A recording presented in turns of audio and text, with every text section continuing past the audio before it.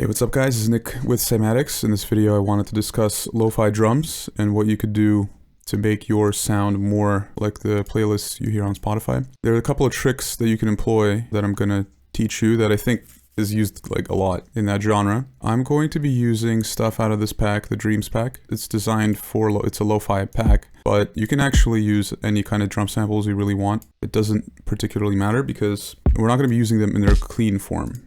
We're going to be distorting them, applying various effects. You're not going to recognize the sample by the end of it.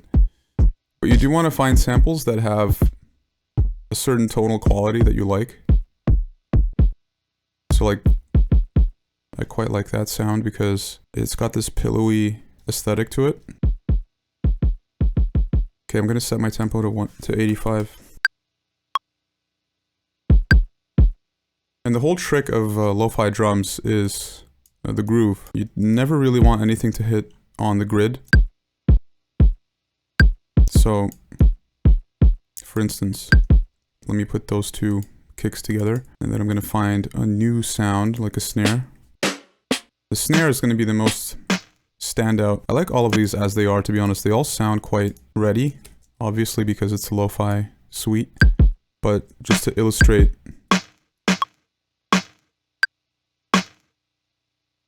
alright, let's add a hi-hat, and I'm gonna make everything super straight. It's not going to be swinging or grooving at all. Nice.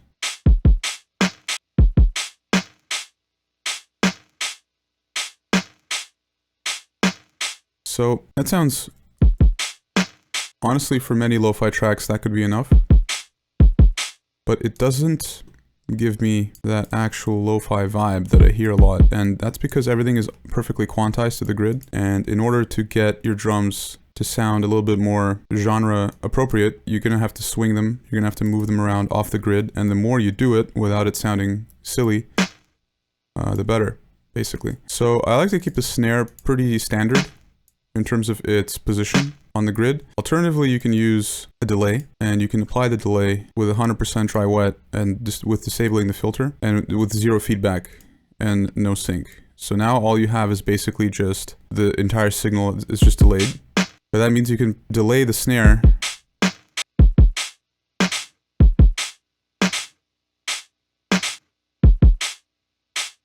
until it happens way later. So delays are quite powerful, but we can actually use these to shift things around without moving the notes around. And there's some advantages to that, but the more standard traditional approach is to just move the notes around to create a groove. But the most important drum sound to move when it comes to lo-fi is the hi-hat, because it's just what signals the groove best out of all of these sounds. It happens quite often, so if you make any differences in the distribution of these notes in time, that's going to be the most obvious to the ear. So it stands to reason it's better to create unique grooves with the hi-hats. Also, when you create grooves with the hi-hats, you are not sacrificing the rhythm of the whole song, because the rhythm of the song is kind of going by this kick and the snare. And if you move those around too much, then you might get this like woozy, like you're on a boat out at sea. You're gonna get that feeling like there's no center to the track. So you can go kind of hard with the hi-hats.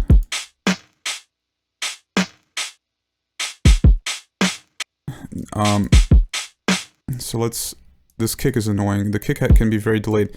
I just said that the kick can't be delayed, but now I'm saying it can, because if you do it sparingly, you can... The kick, in my opinion, still has to be quite rhythmically solid on the main downbeats, basically. But in between them, if you're doing something funky with the note, you can make it a bit quieter. And that's the other trick, is to play with the velocities of each note. Better yet, you can just play them in manually. With the keyboard, that's going to give you the best, most realistic outcome. But all of these tricks that I'm doing here are just to illustrate how to create naturalism and a more organic feeling in the drums that you're making in a computer, because you're using a mouse. And a mouse is not a particularly musical instrument, frankly. So now I'm just gonna play with these velocities a bit.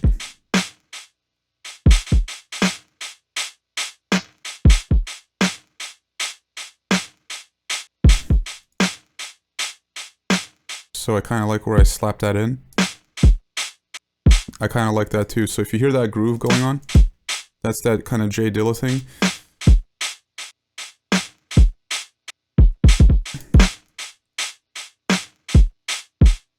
So there it doesn't sound good because everything else is swung. So that's another thing you should be kind of wary of, is once you start swinging some things in your project, in your arrangement, you're going to have to start swinging everything else. And that's just something you're going to have to do, because if you just have a hi-hat that's straight, if you listen to this, and everything else is swung,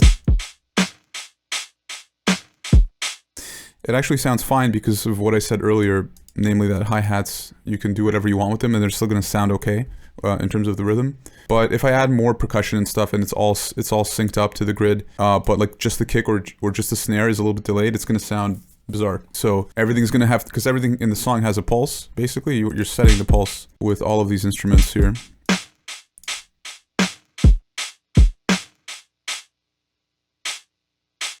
So let's play with another note. Let's make an audio track and go back to our sounds, and we can throw this on top instead of this hi-hat.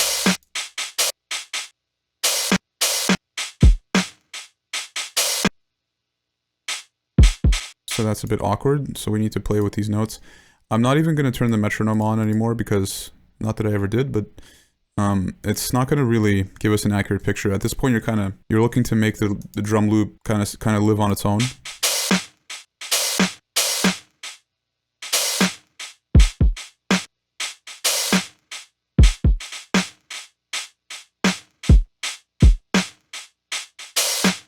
Nice. So that's giving us a little bit of groove already.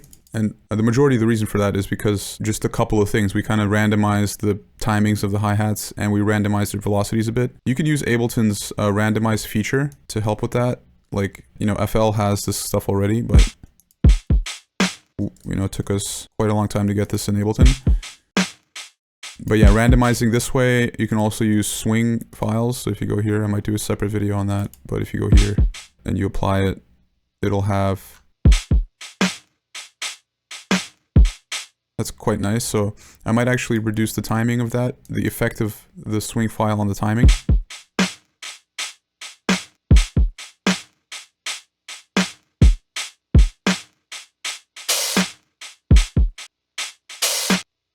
Maybe nice. And if you want to commit the timing alteration that's caused by the swing file, you can just go here and then click, oh yeah, you click this little arrow. This is to commit. So now you'll see all the notes moved over. Anyway, so this is kind of like in the hip hop territory right now.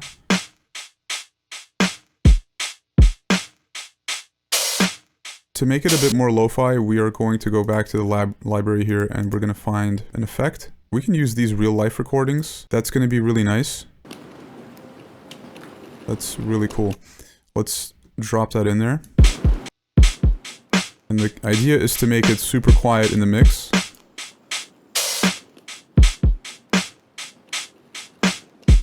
We can increase the volume of the kick actually. I'm going to apply a tiny bit of EQ to the kick because it has this thingy. And remove it.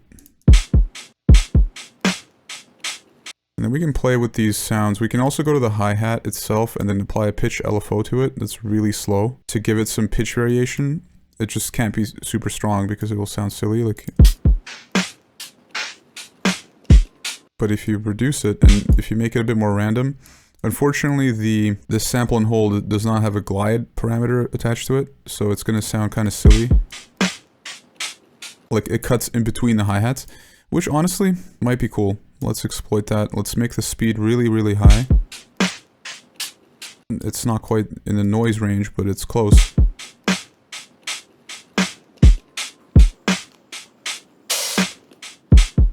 And just add a little bit of like pitch jitter, basically. And we can transpose the whole thing up. if you solo it, just to illustrate the point, because I'm trying to do everything in the context of the mix, but it kind of simulates like a crappy digital, like an ADAT or something. Obviously not at the right rates, it would be like in the audio range, but this still gives it a bit of that weirdness. I just basically want everything to be a little bit odd.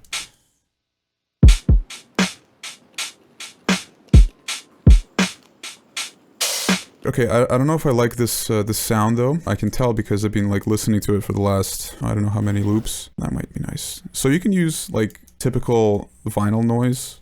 That is obviously, that's one of the main sound effects that you hear. And that'll serve great if you just drop that in.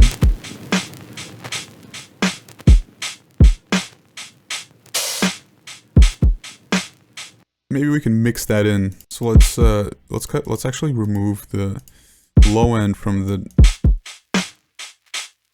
noise, the vinyl.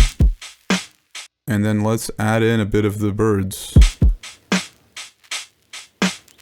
That's really nice. It's kind of, we are sort of inventing our own like sonic world here with the textures. But really all it took was just, you know, mixing together a couple of files. But that gives you a cool, it's just something a bit more unique than just, you know, dropping in a vinyl noise. Okay, now I'm kind of looking at this hi-hat and I'm thinking maybe we can play with its length.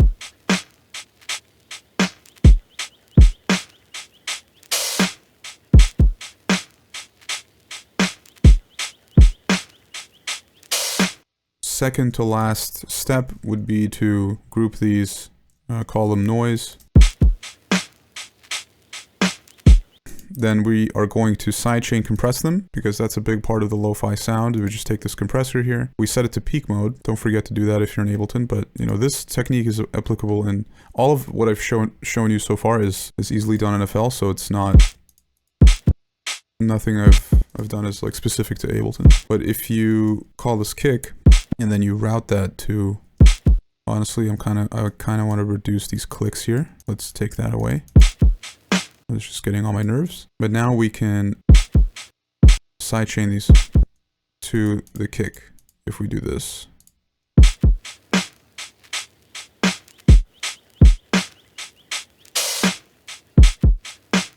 If you're a bit of a sicko, you can actually delay the whole thing so that the sidechain pump happens after the kick. Which ooh. See, that was a happy accident there. This was what I intended to show. If I do this, you can kind of just give it weird, dreamy sidechaining, because it kind of reminds me of like, I don't know if you guys have this feeling, but like when I go to sleep and I'm falling asleep, like I hear like noise rush into my ears for some reason, and it kind of cuts out, and then it wakes me up, like the suddenness of that sensation. But you can kind of replicate that with this. But what happened in the process was that this started creating feedback.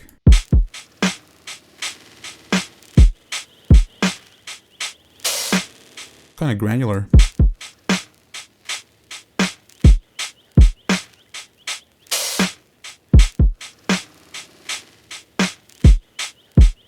So how about we make that a bit more interesting by routing an LFO to the feedback and make it go slowly so that it just creates like weird motion.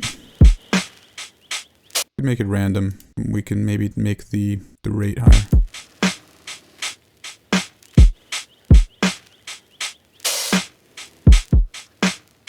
And add some smoothing. And we're gonna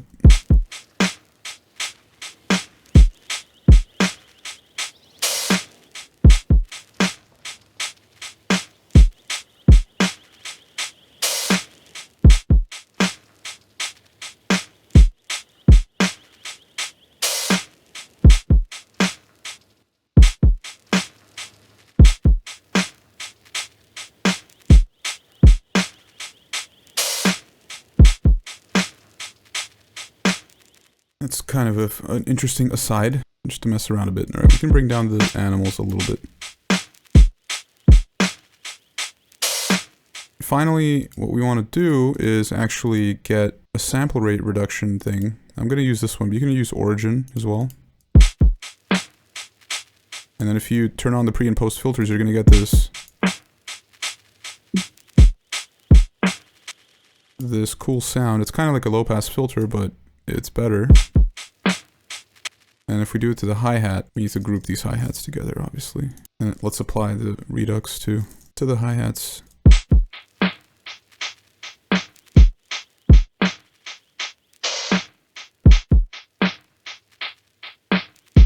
You can also play with an LFO and modulate this one around, maybe at that speed, and then you can map that to the rate, but at a lower depth.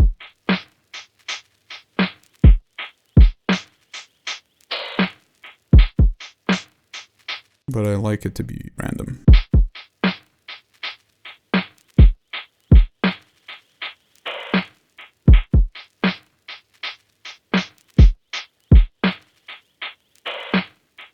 Let's reduce the rate, or the depth of it.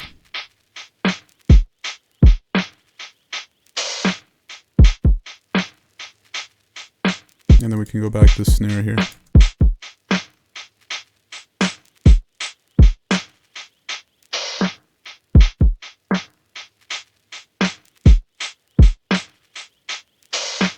And we can play around with like some of the samples, but that's going to be the general approach. Let's get like some sample and drop it in here at 80 BPM. Maybe something else.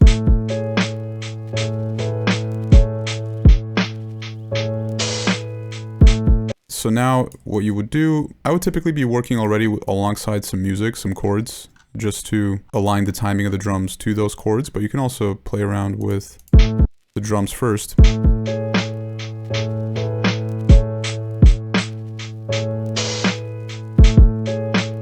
So you can tell all these piano chords are hitting a little bit early, so we can actually probably drag the whole thing forward.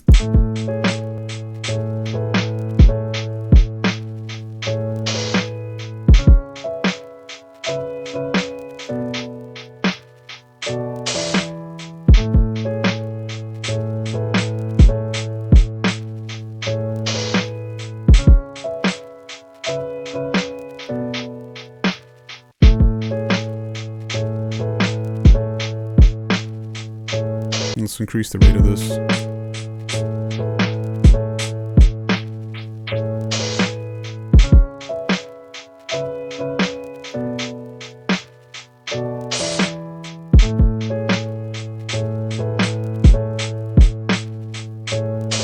You can also reduce the volume of the hi-hats a lot, because in lo-fi I find that the hi-hats tend to be very quietly mixed.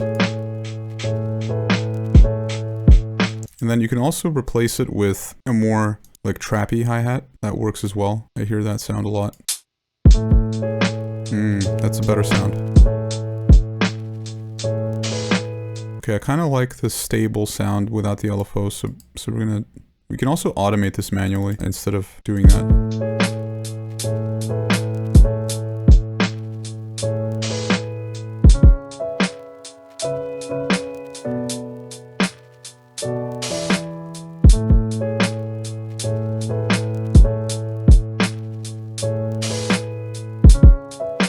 Oh, you see how weird that sounds when...